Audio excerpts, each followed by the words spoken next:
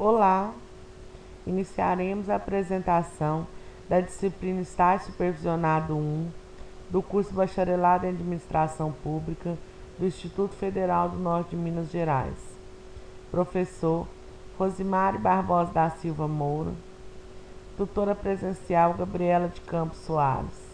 Cursistas Cíntia Braga Mendonça, Daniela Cristina Leal Mendonça, Eulando Kleber dos Santos Machado, Kate Camila Xavier Faria, Laila Maciel Barbosa, Viviane Aparecida da Silva. Governança Pública. Os modelos para apresentação de serviços públicos. Enquadramento. Os modos de prestação de serviços públicos têm vindo a ser alternados nas últimas décadas. A primeira dessas fases surge com o Estado-nação, cuja prioridade se centrava no cumprimento da lei e na vontade pública.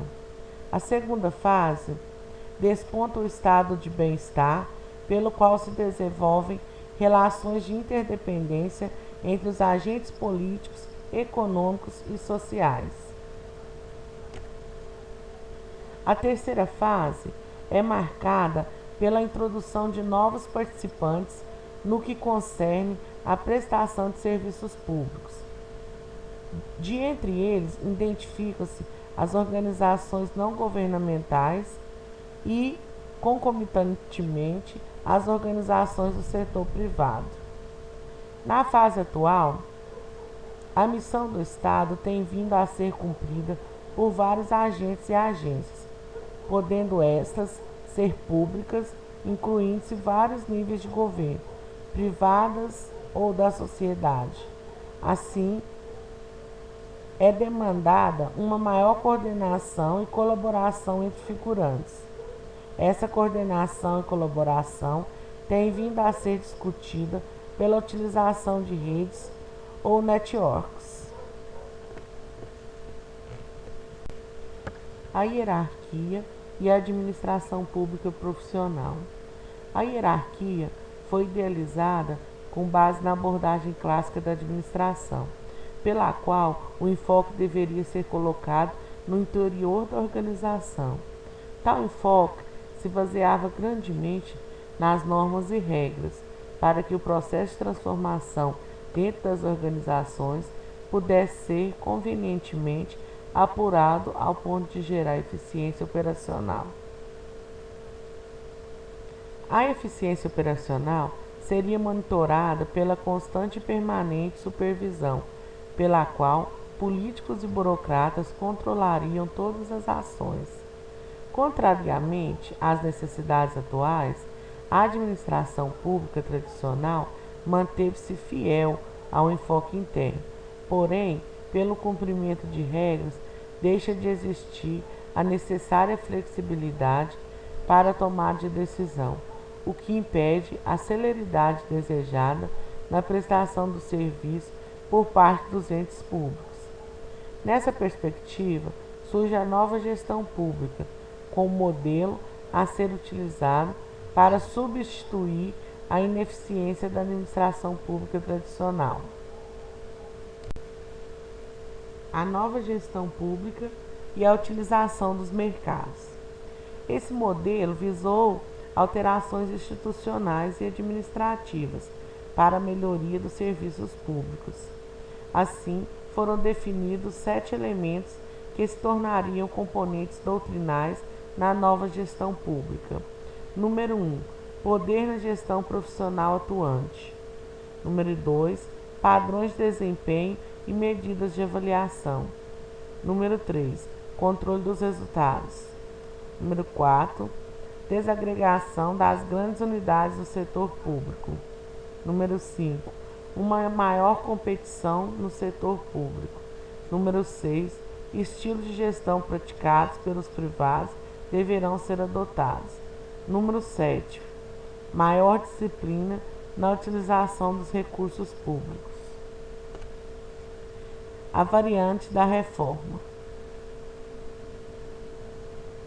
A nova gestão pública remete-nos para um pacote de reformas que, uma vez iniciadas no Reino Unido, proliferaram para vários países e continentes.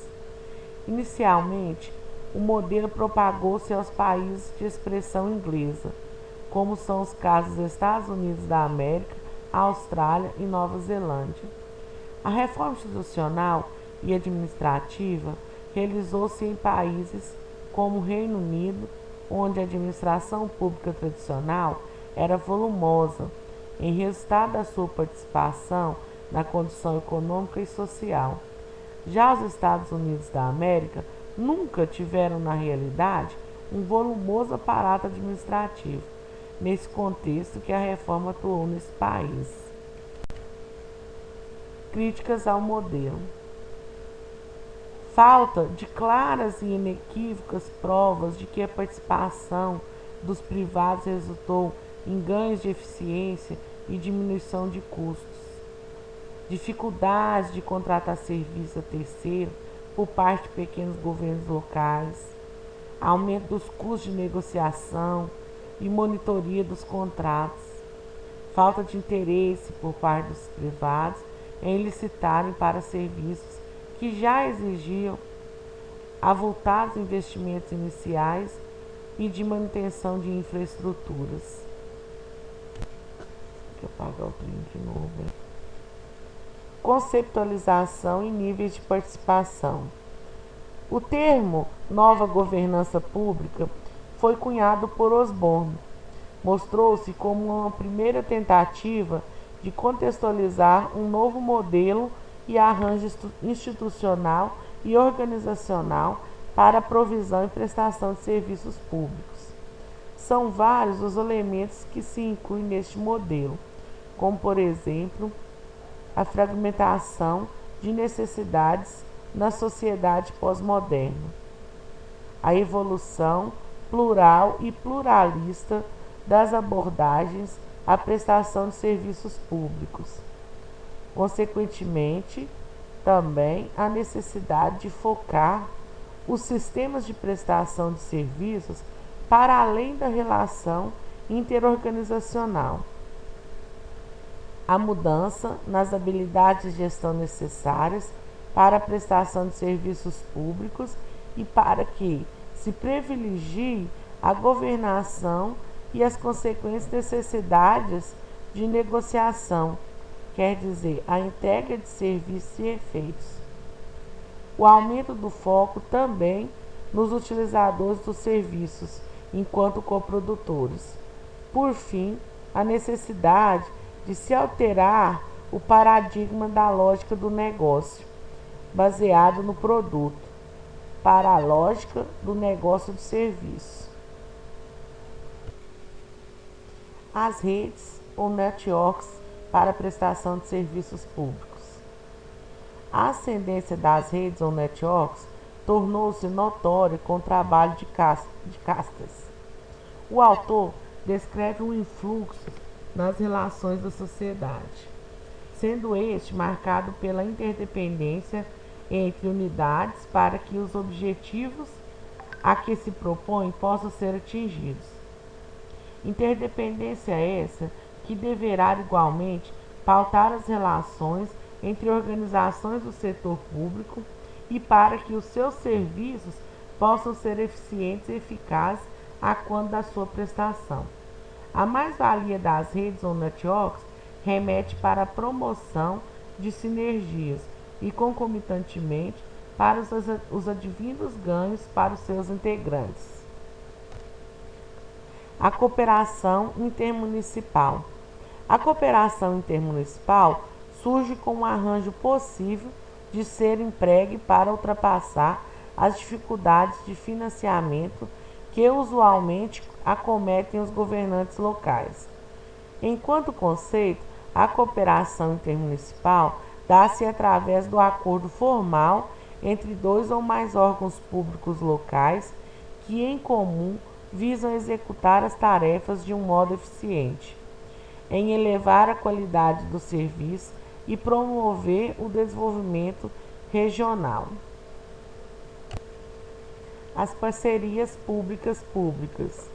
Enquanto conceito, essas parcerias envolvem o acordo entre dois ou mais parceiros públicos para a implementação de políticas públicas.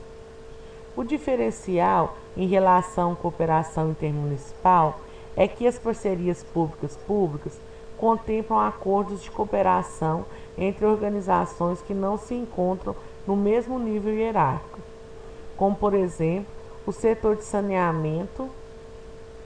Temos os acordos firmados entre o governo local responsável pela prestação desses serviços e o governo central ou empresa estatal que o entrega. Nesse caso, o acordo é estabelecido entre organizações que se posicionam em diferentes níveis administrativos. Aqui nossas referências. Muito obrigado.